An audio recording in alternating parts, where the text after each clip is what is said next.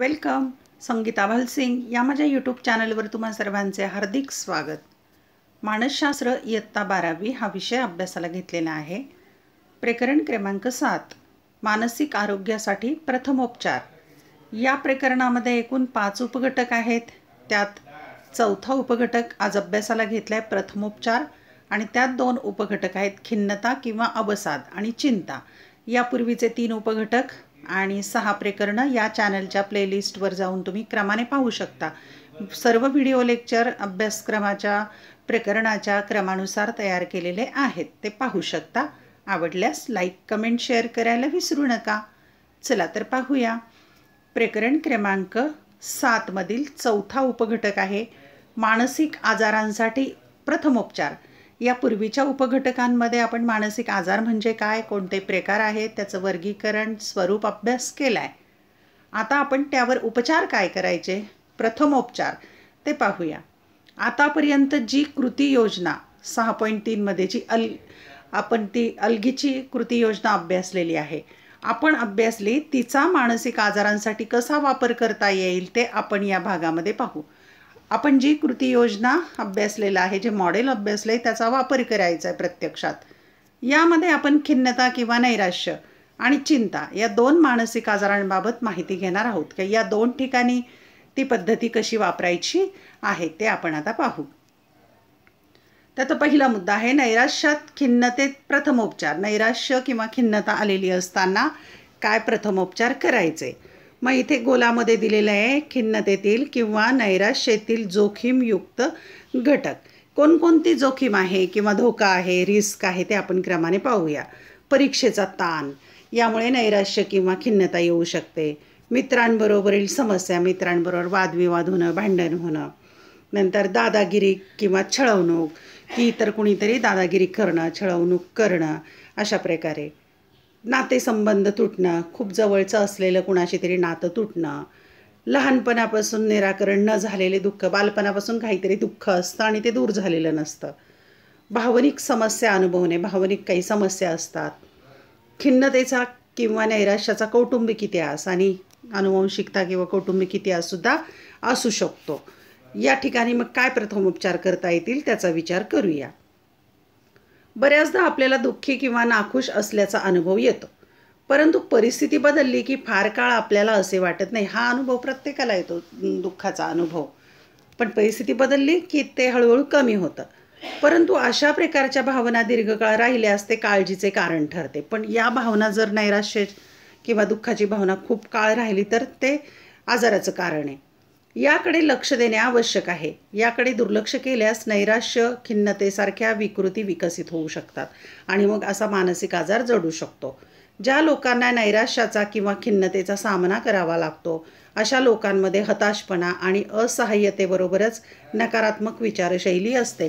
त्यांची विचाराची दिशा चुकीची होते, नकारात्मक विचार ते करतात.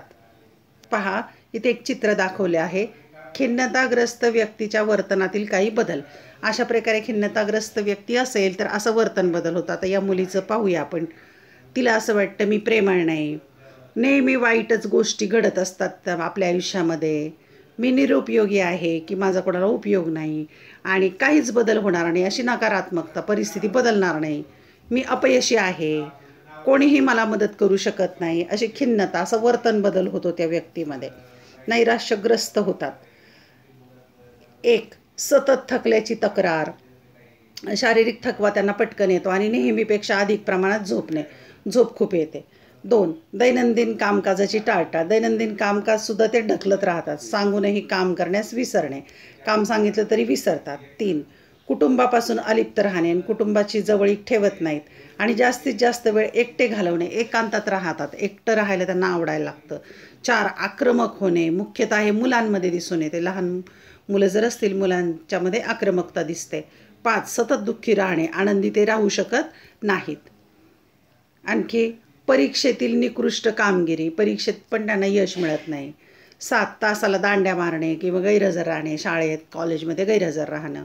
8. वर्गात शिकवलेले समजण्यात अडचणी, समजत नाही शिकवलेले, ते समजूनच घेऊ शकत नाहीत. 9. मित्रांना टाळणे आणि एकट्याने वेळ घालवणे. 10. धोकादायक वर्तनात गुंतून राहणे, जसे मद्यपान आणि मादक पदार्थांचे सेवन, म्हणजे व्यसनाधीन होतात ते मुलं. आता इथे कृती दिलेली आहे तुम्हाला, कृती 2 करून पहा. अशा काही प्रसंग असतात जेव्हा आपण तणावग्रस्त किंवा चिंताग्रस्त होता. असं काही प्रसंग तणाव येणारे किंवा चिंताग्रस्त होणारे. आपण शांत होण्यासाठी 1 4 5 3 2 हे एक तंत्र वापरू शकतो. अंक मोजायचे मनामध्ये. जेव्हा आपण परिस्थितीमुळे हतबल झाला असाल आणि आरामाची गरज असताना हे तंत्र वापरता येते. परिस्थिती नियंत्रणामध्ये येत नाही आहे पण टेन्शन यायला लागलं, मग असे अंक मोजायचे. प्रथमतः दीर्घ श्वास घ्या, मोठा श्वास घ्यायचा आणि खालील सूचनांचे पालन करा आणि मग खालील सूचना आहेत त्याप्रमाणे कृती करायची. 5 अशा गोष्टींचा विचार करा ज्या तुमच्या आजूबाजूला आहेत आणि तुम्ही त्या पाहू शकता. 5 गोष्टी शोधायच्या आजूबाजूला कोणत्या आहेत, उदाहरणार्थ पेन, पुस्तक इत्यादी. 4 अशा गोष्टींचा विचार करा ज्या तुमच्या आजूबाजूला आहेत, ज्यांना तुम्ही स्पर्श करू शकता आणि ज्यांना स्पर्श करू शकता त्या 4 वस्तूंचा विचार करा, उदाहरणार्थ तुमचे केस, तुमच्या पायाखालची जमीन इत्यादी. पुढची पायरी आहे 3 अशा गोष्टींचा विचार करा ज्या तुमच्या आजूबाजूला ऐकू येत आहेत, म्हणजे आवाज, उदाहरणार्थ वाहनांचा आवाज, आजूबाजूला बोलणाऱ्या व्यक्तींचा आवाज इत्यादी. इकडे लक्ष केंद्रित करायचं. 2 अशा गोष्टींचा विचार करा ज्या तुमच्या सभोवताली असून तुम्ही त्याचा वास घेऊ शकता आणि वास कसला येतोय तो घ्यायचा प्रयत्न करायचा आजूबाजूला 2 वस्तूंचा. उदाहरणार्थ तुमच्या हाताला येणारा साबणाचा सुवास, तुमच्या डिओचा सुगंध इत्यादी. 1 अशा गोष्टीचा विचार करा ज्याची तुम्ही चव घेऊ शकता, उदाहरणार्थ तुम्ही आत्ताच खाल्लेल्या अन्नाची चव इत्यादी. म्हणजे 5 पंचज्ञानेंद्रिय आहेत त्याचा अनुभव घ्यायचा. असे 5 आकडे मोजत हे 5 गोष्टी करायच्या आहेत. ही कृती केल्याने तुम्ही तुमचे सद्य परिस्थितीवर लक्ष केंद्रित करून काळजीपासून सुटका करू शकता. म्हणजे त्या काळजीपासून तुम्ही थोडंसं दूर जाल, दुसऱ्या गोष्टींवर लक्ष केंद्रित केलं की टेन्शन कमी होईल. यातला दुसराच उपघटक आहे चिंता विकृतीसाठी किंवा अस्वस्थतेसाठी प्रथमोपचार. चिंता विकृती असेल तर प्रथमोपचार काय करायचा. काही विशिष्ट परिस्थितीत चिंता करणे ही सामान्य गोष्ट आहे, परंतु परिस्थितीनुसार आपली चिंता नसल्यास किंवा चिंताग्रस्त परिस्थिती बदलून चिंता वाटू लागल्यास ही काळजीची गंभीर बाब आहे. सामान्य स्थितीमध्ये चिंता सगळ्यांना वाटते, पण त्यापेक्षा जर जास्त चिंता केली तर हा आजार आहे. जर या संदर्भात तपासणी केली गेली नाही किंवा उपचार केले गेले नाहीत तर अशा प्रकारच्या चिंता या चिंता विकृतीपर्यंत जाऊ शकतात. चिंता विकृती हा आजार होऊ शकतो. चिंता विकृती निर्माण होण्याची काही कारणे. त्यातलं पहिलं कारण आहे अनुवंशिक कारणे. काही व्यक्तींच्या कुटुंबामध्ये चिंताग्रस्ततेची लक्षणे ही त्याच्या कौटुंबिक इतिहासात असतात. जर त्यांच्या कुटुंबामध्ये एखादी व्यक्ती विकृतीने ग्रस्त असेल तर अशा व्यक्ती धोक्याच्या उच्च पातळीवर असतात. म्हणजे अनुवंशिकता, कुटुंबामध्ये कोणाला तरी असेल तर त्या कुटुंबात होण्याची शक्यता जास्त. 2 मेंदू रसायनशास्त्र. मेंदूमधील चेतापारेषकाच्या प्रमाणात असंतुलन होणं. मेंदूमध्येच असंतुलन होतं, श्राव बदलतात. 3 भावनिक आघात. एखाद्या व्यक्तीच्या जीवनात घडून येणारा भावनिक आघात, जसे मारहाण, बलात्कार किंवा आईवडिलांपैकी अचानक एखाद्याचा मृत्यू होणे, यामुळे पण अशा प्रकारे विकृती होऊ शकते. 4 आईवडिलांचा घटस्फोट. 5 परीक्षेचे दडपण, यानेही चिंता विकृती होऊ शकते. चिंता विकृतीत एखाद्याच्या जीवनावर जर परिणाम करीत असेल आणि हस्तक्षेप करीत असेल तर त्या व्यक्तीच्या वैयक्तिक जीवनावर परिणाम होतो आणि याचा वैयक्तिक जीवनावर खूप वाईट परिणाम होतो. त्यावेळेस चिंताग्रस्ततेवर विचार करणे आवश्यक आहे. चिंताग्रस्तता विकृतीचे विविध प्रकार दिसून येतात, जसे की सामाजिक भयगंड, वियोग किंवा विरह, चिंता विकृती, तीव्र तणाव विकृती. याचा मागे अभ्यास केलेला आहे आपण. चिंताग्रस्ततेची काही लक्षणे सर्वसामान्य लोकांमध्ये दिसून येतात, जसे की सर्वसामान्य चिंता, परंतु प्रामुख्याने इतर लोक आपल्या बाबतीत काय विचार आणि त्यांच्यातील कमतरतेमुळे यांची सतत भीती वाटते, की या व्यक्तींना सतत चिंताग्रस्ततेमुळे भीती वाटते. पहा, सर्वसाधारणपणे चिंता विकृतीची लक्षणे खालीलप्रमाणे. शारीरिक लक्षणे, मानसिक लक्षणे, वर्तनात्मक लक्षणे. आता शारीरिक लक्षणामध्ये काय काय होते. हृदयाची धडधड आणि ठोक्यांची गती वाढणे, धाप लागणे, चक्कर येणे व डोकेदुखी, बेचैनी, थरकाप व शरीराचे कंपन, अशी शारीरिक लक्षणं दिसतात. मानसिक लक्षणं काय दिसतात तर मनाची घालमेल किंवा काहीही न आठवणे, एकाग्रता करण्यात अडचणी, विसराळूपणा, निर्णय क्षमतेतील समस्या, चिडचिड, असंयम व राग.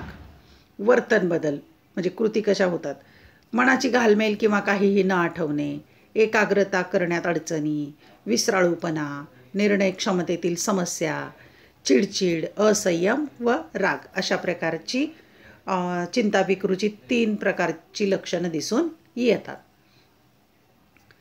जे लोक चिंता विकृतीने ग्रासलेले आहेत ते असे करू शकतात. आता त्या व्यक्तींनी काय करायचं? 1. अशा व्यक्तींना महाविद्यालयात किंवा कामावर जाण्याची इच्छा नसते, ते कामावर जायला तयार नसतात. 2. अशा व्यक्ती शारीरिक समस्यांबद्दल पुन्हा पुन्हा तक्रारी करतात. 3. कुटुंबातील सदस्य किंवा मित्रमैत्रिणींशी चर्चा करताना सतत चिडचिड करतात. 4. अशा व्यक्ती ते कसे दिसतात याची काळजी करण्यात बराच वेळ घालवतात.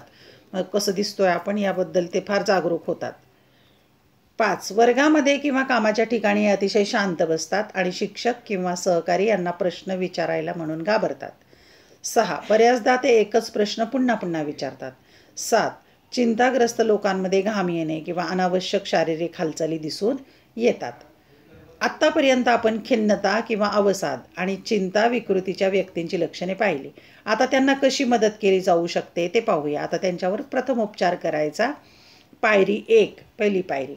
जर तुम्हाला तुमच्या मित्रांमध्ये वरील लक्षण आढळले आणि जर तुम्हाला असे वाटत असेल की ती व्यक्ती कदाचित स्वतःला इजा पोहोचू शकते, तर प्रथमतः त्याच्या कुटुंबातील जवळच्या व्यक्तींची भेट घ्या आणि त्यांना त्याविषयी जाणीव करून द्या.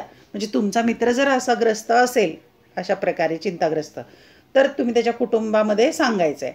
तसेच त्या व्यक्तीला त्याच्या कौटुंबिक सदस्यांबरोबर मानसोपचार तज्ज्ञाकडे घेऊन जाऊ शकता आणि संबंधिताकडे चर्चा करू शकता आणि मग डॉक्टरकडे त्याला घेऊन जायचं. दुसरी पायरी काय करायची? पायरी 2. तुम्ही त्या व्यक्तीचे बोलणे अतिशय संयमाने समजून घेऊन ऐका. तसेच त्या व्यक्तीत हेतुपुरस्सर असे वर्तन केले नाही किंवा ती व्यक्ती कमकुवत नाही असे समजून निपक्षपातीपणे तिचे म्हणणे ऐका. त्या व्यक्तीचं बोलणं ऐकायचं शांतपणे. एखादी व्यक्ती समस्येने ग्रासली आहे म्हणून तिचे म्हणणे सहनशीलतेने ऐका. हे लक्षात ठेवा की तुम्ही त्याचे टीकात्मक परीक्षण करत नाही. जेव्हा तुम्ही त्याचे ऐकत असताना कोणत्याही भडक प्रतिक्रिया देऊ नका.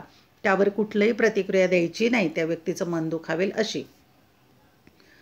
पायरी क्रमांक 3.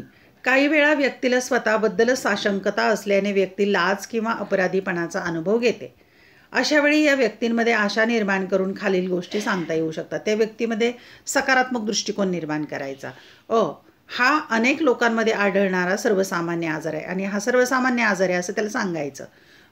मानसिक आरोग्याच्या ज्या समस्येला तो तोंड देत आहे त्यासाठी तो जबाबदार नाही, की त्याने मुद्दाम केलेलं नाही आहे ते.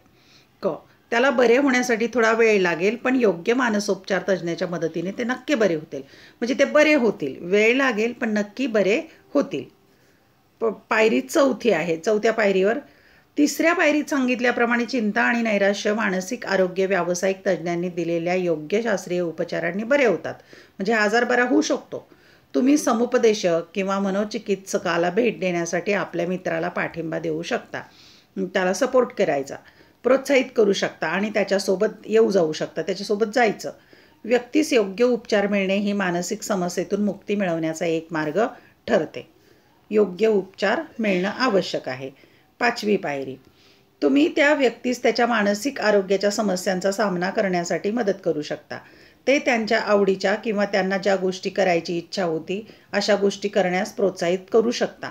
त्यांना खालीलप्रमाणे साधे विश्रांती तंत्र वापरण्यास प्रोत्साहित करा आणि त्यांना मदत करा चांगलं प्रोत्साहित होण्यासाठी. आणि एक तंत्र वापरायला सांगा, त्याला विश्रांती तंत्र असं म्हणतात. काय करायचं तर आनंदी राहणे, हसणे हे तंत्र त्यांना शिकवायचं. दीर्घ श्वसन करायचं, मोठा श्वास घ्यायचा. चालणे, पळणे किंवा कोणतेही मैदानी खेळ खेळणे, व्यायाम करण्यास प्रोत्साहित करणे या गोष्टी त्याला करायला लावायच्या. चिंता विकृतीच्या घटनेमध्ये शेवटी व्यावसायिक तज्ज्ञाची मदत मिळवणे हे जास्त महत्त्वाचे आहे.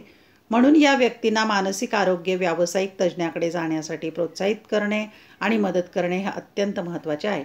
आणि सगळ्यात महत्त्वाची गोष्ट आहे की अशा चिंताग्रस्त व्यक्तीला डॉक्टरकडे नेऊन उपचार घेणे हे सगळ्यात महत्त्वाचं आहे. कृती क्रमांक 3 आहे, हे करून पहा. 4, 7, 8 श्वास घेणे ही एक कृती आहे जी आपण एखाद्या गोष्टीमुळे अस्वस्थ असताना करू शकता. एखाद्या परिस्थितीवर प्रतिक्रिया देण्याआधी शांत होण्यासाठी श्वसनाचा व्यायाम करू शकता. म्हणजे एखादी प्रतिक्रिया द्यायची एखाद्या समस्येवर, परिस्थितीवर, त्या अगोदर अशा प्रकारे मोठा श्वास घ्यायचा आहे. श्वसनाचा व्यायाम करायचा. कसा? त्याच्या पायऱ्या पहा. तोंडातून पूर्णपणे श्वास बाहेर सोडा. तोंड बंद करून नाकाद्वारे 4 अंक मनात मोजेपर्यंत श्वास घ्या. म्हणजे 4 अंक मोजायचे, मनात मोजायचे आणि तोपर्यंत श्वास घ्यायचा. 7 आकडे मोजेपर्यंत श्वास रोखून धरायचा. 1 2 3 4 5 7 पर्यंत श्वास रोखायचा. 8 आकडे मोजेपर्यंत पूर्णतः तोंडातून श्वास सोडायचा. 8 आकडा मनात आला की श्वास सोडून द्यायचा. हे एक चक्र आहे, पुन्हा पुन्हा करायचं. हे तुम्ही 3दा पुन्हा पुन्हा करू शकता. सरावाने ही कृती अधिक सोपी होईल आणि 3दा ही कृती तुम्ही करू शकता. हे अतिशय उपयोगी आहे हा प्रथमोपचार. धन्यवाद. व्हिडिओ लेक्चर आवडल्यास चॅनल सबस्क्राईब करा, बेल आयकॉन प्रेस करा, म्हणजे मी नवीन व्हिडिओ पोस्ट केल्याचं नोटिफिकेशन तुम्हाला आपोआप मिळेल. अभ्यासासाठी शुभेच्छा.